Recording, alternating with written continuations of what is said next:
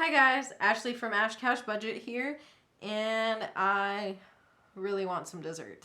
So let's get through this end of the month report for August. Figure out where my bank account is. This month's goal was anything extra is going to my car maintenance fund because I had a little bit of work done and I might potentially be needing to replace my radiator, which they gave me a quote for, and I needed to raise a little bit more money in my maintenance fund in order to cover that. But yay, cash flowing and sinking funds, because I am not going to take out any debt for that kind of stuff. So that is the goal this month. No other sinking funds. I actually had to make my minimum payments. I think I outlined here earlier for the mid-month review. And now let's get into it. We left off the 14th, but I did absolutely nothing with my checking account until I got paid. So let's see. Let's fill in up here. I got my electric bill. It was $96.99, half of which is $48.50. And my city bill was $69.64, half of which is $34.82. So my total household expenses is $1,197.35. Now I split that down the middle with my boyfriend. So the half amount is $598.68. But being that he pays $50 in my insurance, I still owe him $150 for my insurance. $150 off of that total would be $448.68 that he is going to owe me. And I'll just squiggle that in there because I'm taking up some of the month space. But there is that. So he's going to pay me that at the end of the month, which is now.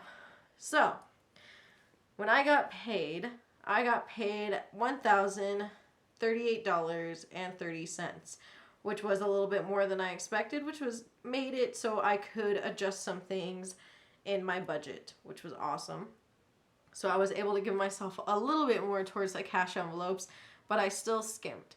So if I'm making not a lot of money, but if I'm making a good amount of money one month, I will give myself $330 in cash envelopes. Well, this last paycheck, I only did $170. This paycheck, I was able to do $241.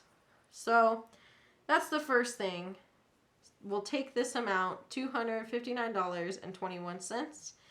And this is just to know how much I have in my account. This is basically the balancing of my checkbook is what this is, because I do use every dollar in order to help me figure out my budget now. So I want to maybe start including that for you guys and start showing you how I use that along with this.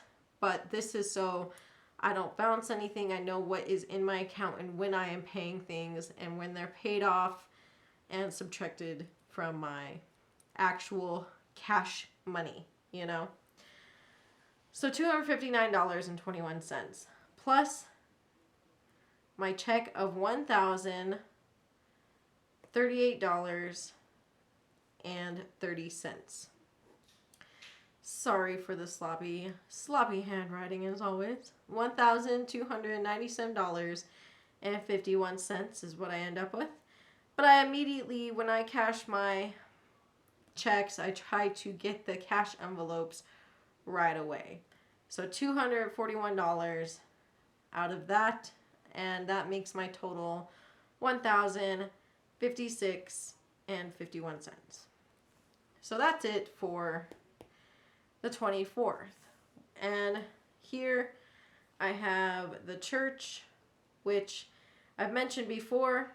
I will get the church check and immediately put it into my grocery and household fund, but I like to write the amounts here so I know how much I'm getting each paycheck from them, which sometimes it's split. Me and my boyfriend take the duties. So really this is 75 to me, 75 to him, but it's the total amount just so I know what is there.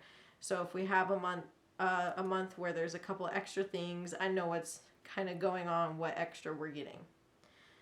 So that's there. I boxed that up. We're going to fast forward to the 29th because I did not do anything since until then. $1,056.51 minus, this is where I paid rent. So that is a hefty one out of there, $850, which leaves me $206.51. We'll cross off the rent right there.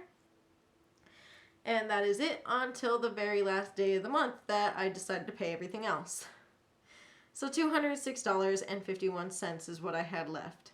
But then I got the money from my boyfriend, discussed here, $448.68. We'll write BF right there, bringing the total to $655.19.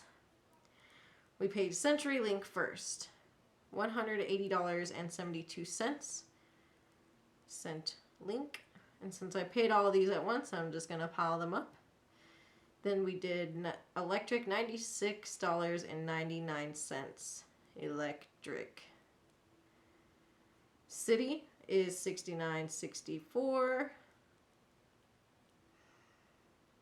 And then I paid the minimum on my Capital One, $105, Cap One. Finally, my phone bill of $99.22 to T-Mobile. Or usually I write phone. I don't know what I was doing. Anyways, once I take this amount and subtract all of these little bills here, what do I end up with? $103.62. That is my final amount, and that's going to car maintenance. So we'll cross off CenturyLink, cross off electric, cross off city, phone, and Capital One, and that takes care of all the bills for this month. Cross off the insurance there too. So I'm able to put $103.62 into my car maintenance, which if I do go and get my radiator checked out and replace it, because that's what they said. They said it needs to be replaced. I got to look into it a little bit more, but it'll be $400, and now with this I should have about $430 in my car maintenance account, because my $25 from my fee, well, my $25 extra credit from joining up with my Capital One 360 account, which I have links for that down below. You could get a $25 credit if you're a brand new member. My savings account for my car maintenance is there, and I let the $25 go to that account. So that was boosted up a little bit. I have $430 some odd dollars in there after I transfer this, and I think we'll be good to go.